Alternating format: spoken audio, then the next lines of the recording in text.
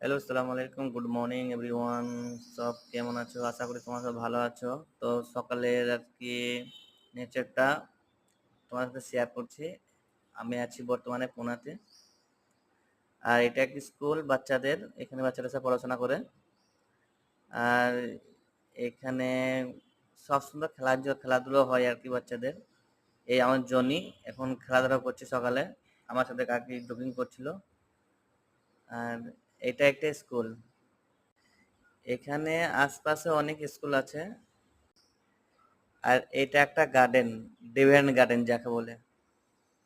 আর এই আমি চললাম রুমের দিকে এখন।